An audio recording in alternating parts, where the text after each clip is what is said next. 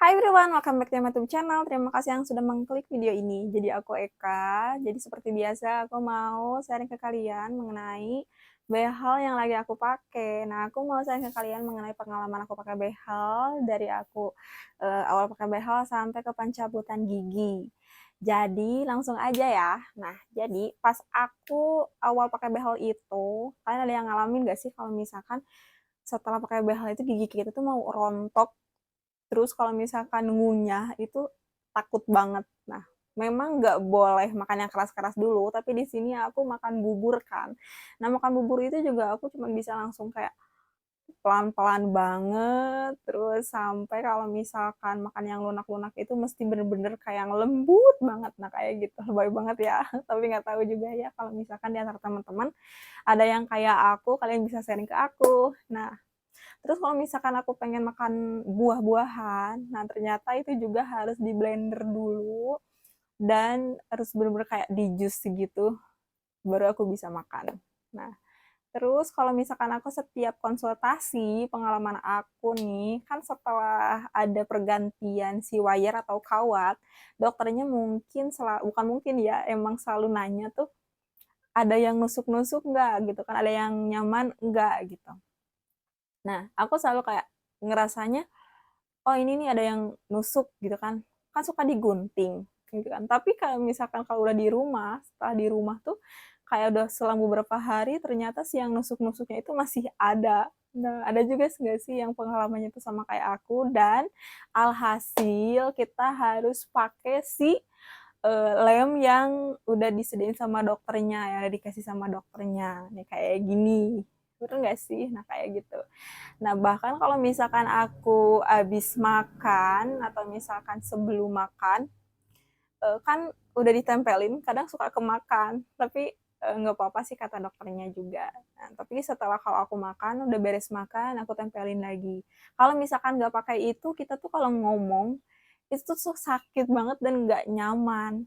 Nah, oke lanjut. Pengalaman selanjutnya itu mengenai behel sama eh, apa ya? Oh, kepencabutan gigi. Nah, awal aku konsultasi itu dokternya sebenarnya nggak nyaranin aku untuk cabut gigi dan di situ tuh aku kayak, wah alhamdulillah ya nggak ada pencabutan gigi. Aku kira oh gigi aku bisa mundur aja gitu kan. Padahal aku tahu kalau misalkan gigi aku itu tuh penuh dan gak ada space buat mundurin gigi. Tapi kan aku percaya gitu sama dokternya. Dan ternyata dokternya eh, bilang bilang kayak gini, kalau misalkan si pergerakan giginya nggak ada hasil yang signifikan, otomatis pasti ada pencabutan gigi. Nah, oke, aku di situ kayak oh, oke oke dok gitu kan. Nah, udah selang beberapa bulan, 1 sampai 3 bulanan aku pasang behel, ternyata gigi aku itu tambah maju. Ada juga nggak sih kalian yang sama kayak aku? Nah, terus aku konsultasiin ke dokternya, setiap aku kontrol, aku nanya, "Dok, kenapa ya gigi saya itu malah tambah maju gitu kan? Padahal kan di sini saya tujuannya pengen mundurin gigi." Nah, tapi si dokternya selalu bilang kalau misalkan ini tuh proses dari perjalanan pakai behel. Jadi si gigi kita itu memang dibikin maju dulu. Nah, kayak gitu. Nah, oke, aku masih fine-fine aja. Nah, setelah udah beberapa selang kemudian, ada 7 bulan aku pasang behel, aku di situ galau karena setiap aku konsultasi sama dokternya selalu bilang kayak gitu. Jadi kalau misalkan gigi kita udah rapi banget gitu kan, baru nih kalau misalkan harus kalaupun harus ada pencabutan gigi, nah itu katanya prosesnya lebih cepat karena hanya langsung ditarik gitu kan. Nah, walaupun demikian, aku di situ cari informasi tentang kasus yang sama kayak aku. Jadi gigi kita tuh sebenarnya tuh tanpa dibehel juga rapi sih gitu kan. Kalau hanya untuk merapihkan gigi itu sebenarnya tuh nggak perlu dibehel gitu. Tapi kan tujuan kita itu pengennya mundurin gigi. Nah, sampai aku ketemu nih sama TikTokers yang aku kepoin namanya Melisha. Nah, kalau perjalanan dia itu pakai behel itu kurang lebih udah 7 tahun. Nah, jadi tuh ceritanya, eee, dia sebelum COVID itu udah pasang behel. Nah, dia karena terkendala PPKM, akhirnya 1 tahun dia nggak kontrol, dan alhasil si giginya itu malah bikin si behelnya itu malah bikin si giginya itu tambah maju juga gitu kan. Jadi yang tadinya rapih, ternyata nggak konsultasi selama 1 tahun, giginya itu malah tambah maju.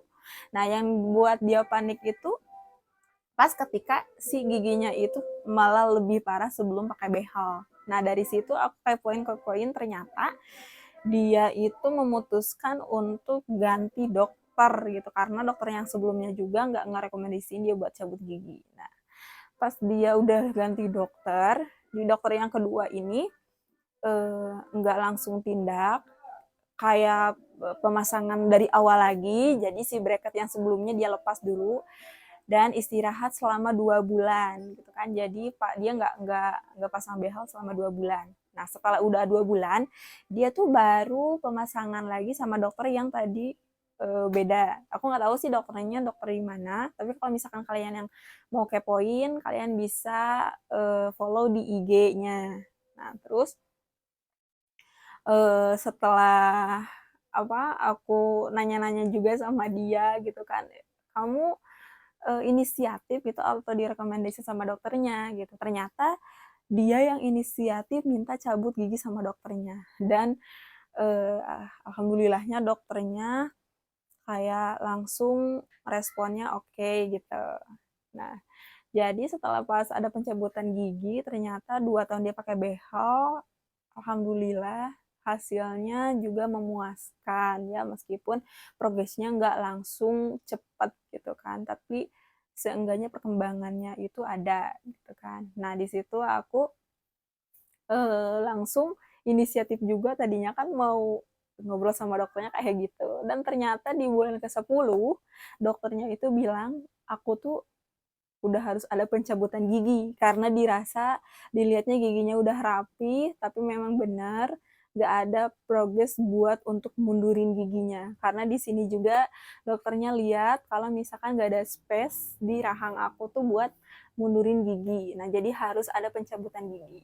Nah, tapi di situ tuh aku kayak ngerasa aku senang, antara senang tapi takut juga. Takutnya itu takut sakit atau misalkan aduh makanya gimana. Sedangkan kan kalau misalkan cabut gigi itu kan berarti harus ada pengunyahan di sebelah kiri ini ya. Kalau aku kan di sebelah kirinya itu udah ada ini udah ada pencabutan gigi sebelum aku pakai behel. Nah, aku pernah 1 kali dicabut gigi. Nah, kalau misalkan yang sekarang itu kan di sebelah kanan. Ini kalian bisa lihat ya. Ini kalian bisa lihat. Ya, itu tuh atas bawah. Jadi kalau misalkan aku ngunyah itu tuh agak agak kesusahan juga ya. Makanya pas aku udah cabut gigi, aku kembali lagi, aku makan bubur, aku makan yang lunak-lunak. Tapi nggak apa-apa, aku jalanin, aku nikmatin prosesnya. Karena progres itu nggak ada yang instan. Nah, jadi buat teman-teman di sini juga yang mau pakai behel atau misalkan pengalaman yang udah pakai behel, terus kasusnya pernah sama kayak aku, kalian bisa sharing di kolom komentar aku ya. Nah, kayak gitu. Nah, jadi intinya buat teman-teman juga kalau misalkan ada kendala atau misalkan ada yang apa ya istilahnya tuh ada yang nggak srek gitu kan di hati kita itu, kalian bisa langsung konsultasiin sama dokter kalian masing-masing di sini. Baiknya tuh kayak gimana kalau misalkan dok saya itu punya temen nih misalkan dia progresnya cepat karena ada pencabutan gigi, tapi kalau misalkan gak ada pencabutan gigi terus kalau gak ada hasil yang saya pengen gimana ya. Nah, kan kalian bisa konsultasiin gitu. Sebenarnya sih aku juga ada apa pengen pindah dokter tapi mungkin emang harus di sini, jadi aku nggak usah kayak pindah-pindah dokter lagi. Tapi tentunya kalian juga harus mengingatkan dokter kalian itu harus dokter yang tepat, yang mempunyai kompeten di bidang pergigian, kayak ortodonti gitu.